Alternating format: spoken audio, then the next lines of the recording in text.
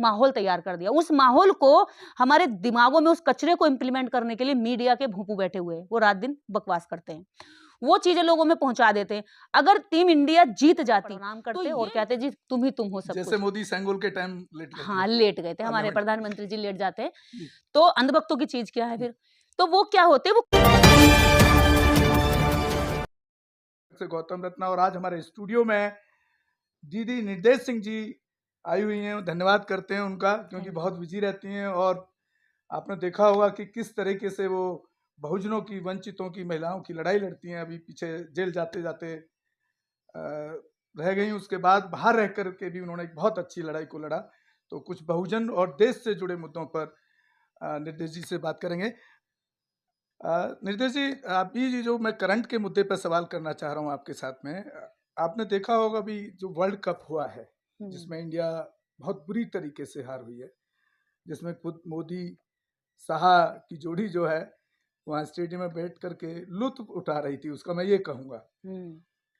तो इसको आप किस तरह से देखते हैं? क्योंकि मैं एज ए मीडिया पर्सन जो मैं देख पाया हूँ, और जो मैं सोशल एक्टिविस्ट, जो राजनीति का मुझे अनुभव है, कि वो देखने का उनका, एक प्रधानमंत्री को क्रिकेट देखने का जाने का जो मकसद था, एक तो होता है कि रियलिटी में एक मकसद है देश के लिए, देश के लिए एक समर्पण है, उनको ताकत मिलेगी, लेकिन उनका जो पीछे का ग्राफ रहा है, जिस तरह ऐसे वो इवेंट में जाकर के पार्टिसिपेट करते हैं, उसको अपने चुनावी इलेक्शन में, या जब इलेक्शन होता है उसमें इस्तेमाल करते हैं। और अब इंडिया हार गई है, तो आप इसको किस रूप में देखते हैं?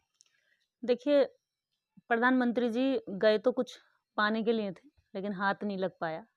तो अब जो सोच कर गए थे वो नहीं हो पाया है, तो कहीं ना कहीं टीस तो रहती है। और इसका जो सबसे बड़ा उनका जो क्रेडिट लेने का मकसद था, वो आने वाले 2024 के चुनाव का था। हाँ। और अभी भी कुछ जगह कैंपेनिंग रह रहा है हाँ, स्टेट में। और उसके बाद में खिलाड़ियों के साथ जो उन्होंने सिंपैथी जताई, वो भी ऑन कैमरा, मतलब वो जो भी कुछ करते हैं ऑन कैमरा ही करते हैं। ऑफ कैमरा पता नहीं कुछ होंगी 2-4 चीजें जो करते होंगे वो, बाकी तो उनकी सारी जो एक्टिविटी, सिंपैथी जताना और देश के प्रति आभार व्यक्त करना या प्यार व्यक्त करना, वो सब कुछ उनके एक वो पूरे शो अप के साथ होता है। तो इससे पता चलता है कि वो गए जिस काम के लिए थे वो नहीं हो पाया। पर भारतीयों के लिए ये खेल जो था गौरवपूर्ण खेल है, और इसको जो है बहुत ईमानदारी के साथ जैसे खिलाड़ी खेलते हैं, उससे भी ज़्यादा शिद्दत के साथ लोग देखते हैं। पर मुझे ऐसा लगता है कि सरकारें हों या पार्टियां हों, हर जगह राजनीति ठीक नहीं होती, क्योंकि फिर देश के अंदर खेल भी राजनीति बन जाएगा। राजनीति वाले लोग उसमें राजनीति घुसेड़ देते हैं, धर्म वाले लोग धर्म घुसेड़ देते हैं। जब खेलों में हर जगह जब आप उसको जाओगे तो आप जरूर गिरोगे और बेइज्जती का शिकार बनोगे। नहीं, यहाँ खेल में मैं एक चीज जोड़ना चाह रहा हूँ, उस पर भी आप अपनी राय दीजिएगा, कि हमारे बहुजन समाज के जो युवा हैं, जो क्रिकेटर हैं, वो आई थिंक, मुझे जो याद है विनोद कांबली बहुजन समाज से थे शायद, उसके बाद शायद बहुजन समाज का कोई बड़ा प्रतिनिधि खिलाड़ियों की टीम में नहीं दिखता है। देखिए, हाँ, दलित इसको कैसे हम भुला सकते हैं? देखिए, यहाँ क्या होता है ना कि द्रोण हर जगह बैठे हैं, और खेलों में आप देखेंगे कि खेलों के अंदर सबसे ज्यादा द्रोण अंगूठा काटते हैं, क्योंकि वहां पर किसी भी तरह का कोई वो एग्जाम नहीं है, कोई ऐसी टीम नहीं है, जैसे कि उसके जो अध्यक्ष होते हैं वो भी हायर उस सोच और उस कास्ट के होते हैं जो नीचे वालों को कभी भी अपने बराबर में बर्दाश्त नहीं कर सकते।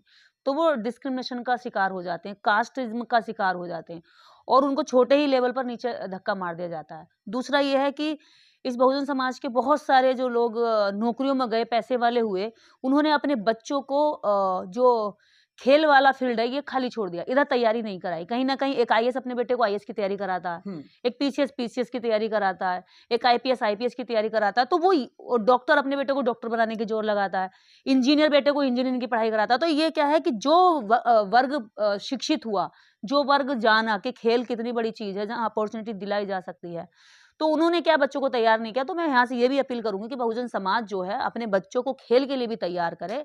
केवल नौकरी से ही आपने जो सोचा कि जीवन सुधरेगा या हमारी तरक्की होगी, वो एक सीमित सोच थी। इसके अलावा भी देश के अंदर बहुत सारे फील्ड है जहाँ हमारे बच्चों को जाना चाहिए। तो बहुजन समाज पर ध्यान रखे कि हमें खेलों में भी जाना चाहिए। और ओलंपिक में वैसे आप देखेंगे कि हिमा दास, आप क्रिकेट एक अलग चीज है, जितने भी एथलीट्स हैं, जी जी है ना, ओलंपिक के जितने भी खेल हैं, इसमें दलित और आदिवासी बच्चों ने अच्छा प्रदर्शन किया। हिमा दास, पीटी उषा, बहुत सारे लोग रहे, वंदना कटारिया, ये लोग गए क्योंकि ये क्या मेहनत कश लोग हैं, तो इनको क्या वहां आसानी से अपॉर्चुनिटी दे देते हैं, पैसा कम होता है। इधर क्या है, क्रिकेट में पैसा अधिक होता है, सट्टा लगता है, जुआ खेला जाता है, खिलाड़ी पे दाव लगाए जाते हैं। तो इधर क्या वो लोग ज्यादा इधर फोकस देते हैं जिनको अधिक पैसे का स्वार्थ और लालच होता है। देश के प्रति उनका कोई इसमें ज्यादा वो नहीं वो मानूंगी मैं, क्योंकि अगर देश के प्रति हो तो ये जो वर्ग है 3% चुटिया वायरस, ये वहां और बाकी भी एथलीट्स में भी होता, क्योंकि वहां पे उसे पता है श्रम ज्यादा करना पड़ेगा। आप ही के जो आपने मुझे एक अच्छा सवाल दे दिया। हाँ आपने देखा होगा जो गुड़गांवा जो एक जगह है दिल्ली हाँ एनसीआर के हाँ। अंदर, उसका जो नाम है हम्म गुरुग्राम, हम्म। वो गुरु द्रोणाचार्य से ही लिया गया। तो इस चीज को आप कैसे रोक पाएंगे, जो ये चुटियाधारियों वाला खेल है, जो आपने कहा कि देखिए अंगूठा काटने वाले द्रोण सब जगह हैं, ये तो पूरे देश को अंगूठा काटने वाला, जब उसको आइकॉन बना करके वहां बैठाएंगे, एक शहर का, बड़े शहर का नाम रख देंगे, तो उसका कहीं ना कहीं असर जो उस मानसिकता के लोग हैं, क्योंकि वो तो उसको आइकॉन मानेंगे, द्रोण को प्रमोट करेंगे तो द्रोण द्रोण जैसा को। बनेंगे। तो इस चीज से आप कैसे लड़ने की तैयारी करेंगे, क्योंकि आप देखिए बहुत आंदोलन करती हैं बहुत इसके सारे लिए बहुत सारे वो द्रोण अगर कॉलोनी बनाते हैं, शहर बसाते हैं, तो जब हमारी सरकार आए, जैसे उत्तर प्रदेश में सरकार बनी तो ज्योतिबा फूले नगर बनाए गए। ये तो सत्ता पक्ष में बैठे हुए लोगों की सोच पर डिपेंड करता है, क्योंकि सत्ता पक्ष में बैठा हुआ व्यक्ति यदि द्रोण सोच का होगा तो वो द्रोण के नाम पर शहर बनाएगा और द्रोण के नाम पर कंपटीशन कराएगा, अवार्ड दिलाएगा। अगर वो एकलव्य थिंक का होगा, शोषित वर्ग का होगा, तो वो एकलव्य के नाम से कराएगा। तो इसका जो चेंज करना है या इसको प्रमोट करना है, हम अपने मुंह से कह सकते हैं मेरे हाथ में शहरों के नाम बदलना नहीं है या शहरों के नाम रखना नहीं है, नए शहरों का निर्माण करना हाँ मेरे हाथ में है। यदि बहुजन समाज साथ दे तो हम ऐसे नए शहर बना सकते हैं, कॉलोनियां बना सकते हैं। क्यों नहीं बना सकते, हम एकलव्य कॉलोनियां बना सकते हैं। किसी भी हम जो नई कॉलोनियां डेवलप होती है, हम वहां पर एकलव्य कॉलोनी का बोर्ड लगाएं। आप 100 रुपए का 200 रुपए का एक बोर्ड भी नहीं लगाते हैं नई कॉलोनी में एकलव्य कॉलोनी से, वो द्रोण का लगा देते हैं, वो हिंदू राष्ट्र का लगा देते हैं, सनातनी का लगा देते हैं। क्योंकि आप क्या है, ये समाज क्या है, आपस के झगड़ों में तो पैसा खर्च कर सकता है, लेकिन खुद दोनों भाई को ऊंचा उठाने के लिए किसी तरह का खर्चा नहीं करेगा।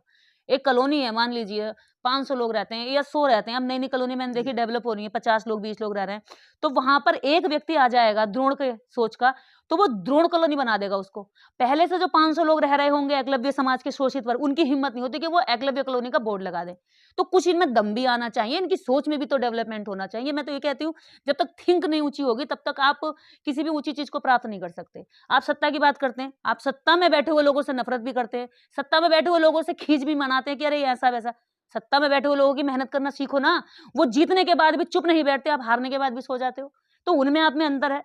और जब उनकी जीत से आपको नफरत करने के बजाय जीत से सीख लेनी चाहिए। मैं हमेशा कहती हूँ, चाहे बीजेपी हो, कांग्रेस हो, देश की कोई भी राजनीतिक पार्टियां हो, अगर कोई वो सत्ता में आई है तो उसकी टेक्निक को सीखे। और मैं ये मानती हूँ कि अगर अब नई पार्टियां जैसे उभर रही हैं, तो हमारे ही महापुरुषों को पढ़ करके वो आगे बढ़ रही है, क्योंकि वो उसको प्रैक्टिकल कर रही हैं और हम केवल भाषण कर रहे हैं और मंच पर बोल रहे हैं और इस तरह की बाइटों में हम अपना वक्तव्य दे रहे हैं। सोशल मीडिया पे मैं देख रहा था कि काफी दिन पहले साधु बाबा जो इनके पाखंडी रहते हैं, वो एक भविष्यवाणी कर रहे हैं कि भारत जीतेगा ही जीतेगा, 100% भारत जीतेगा। या कई मंदिरों में घंटे बजाए जा रहे थे, हवन हो रहे थे, पूजा हो रही थी, इवन देन की बड़े लेवल तक के लोग उसके लिए मतलब आस्था में इतने अंधे थे कि उनकी पूजा से क्रिकेट जीता जाएगा।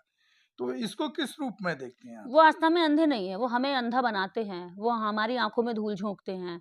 वो किसी चीज को जैसे भांप लेते हैं। मान लीजिए कोई महिला गर्भवती है और 9वां महीना चल रहा है, अब मैं पहले से 2 भविष्यवाणी कर दूं, या तो लड़का होगा या लड़की होगी, ठीक है, कुछ एक ही तो होगा, ना कुत्ता होगा, ना बिल्ली होगी, ना छुछुंदर होगा, क्या होगा, इंसान का बच्चे भी इंसान ही होगा। गाय का बच्चा जैसे वो 9 माह पूरे हो चुके और मैं अभी कहने लगूं उसके घर जाकर के कि भाई देख, या तो बछड़ा होगा या बछड़ी होगी, एक ही चीज तो होगा, ऐसा तो नहीं भैंस का कटरा या कटरी होगी। तो क्या है कि वो इसी तरह से चीजों को जो होने वाली होती हैं, जो जिनकी संभावना है, जब खेल चल रहा है तो हार और जीत दोनों में से कोई टीम जीतेगी।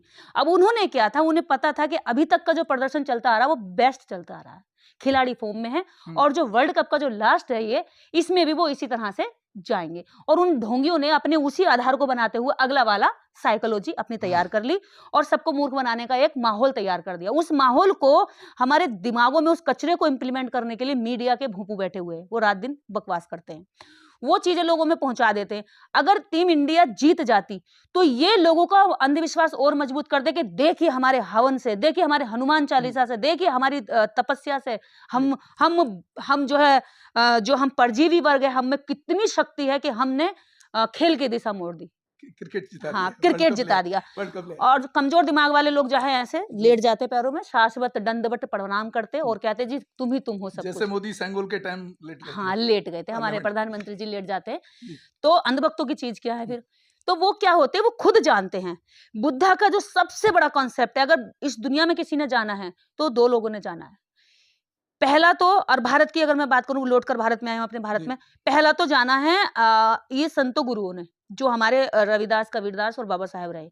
उसके बाद यदि किसी ने जाना है, बुद्ध के समय से अगर किसी ने जाना है तो वो ब्राह्मण ने जाना है। उसने जान लिया कि इस सृष्टि के अंदर, वो खोज रहा था, बुद्धा से पहले भी खोज हो रही थी कि कहाँ है भगवान, किसी को नहीं मिला। लेकिन वो कहते थे कि कोई रहस्य है, कोई रहस्य। इस रहस्य को बुद्धा ने खोज के दिया और इन्होंने इसको जान लिया कि इस धरती में यदि कुछ है तो वो हमारे अंदर की जो हमारी जो इंद्रियां हैं इनमें शक्ति है, हमारा जो ब्रेन है इनमें शक्ति है, न्यूरॉन में शक्ति है। तो वो उसका जो है उसी का इस्तेमाल हाँ, करता है। वो उसका इस्तेमाल करता है, लेकिन उसका नाम देता है धर्म, उसका नाम देता है कर्मकांड, उसका नाम पूजा। देता है यज्ञ, उसका नाम देता है हवन, जी, उसका जी। नाम देता है जो है कीर्तन, जागरण, मैया का दरबार और ये और वो।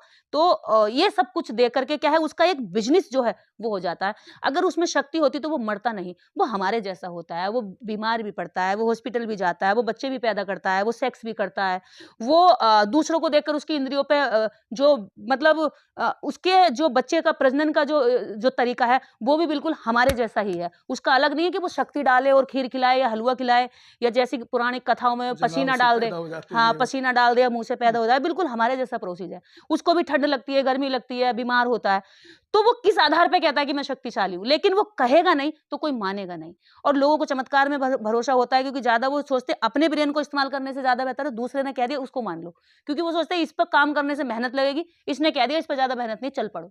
तो ये भेड़ चाल को इस्तेमाल करते हैं। और ऐसे लोगों में से जब हम जैसे आप जैसे निकल कर आते तो इन्हें पैर के नीचे दबाकर कहते हैं no, no voice no sound, आप कुछ नहीं बोलेंगे, जो हम कह रहे हैं वही सच है, क्योंकि वो पहले से माना जाता रहा है, आप कैसे कह सकते हैं। तो इसलिए इन्हें लगता है कि संविधान भी इनके सामने कुछ नहीं है।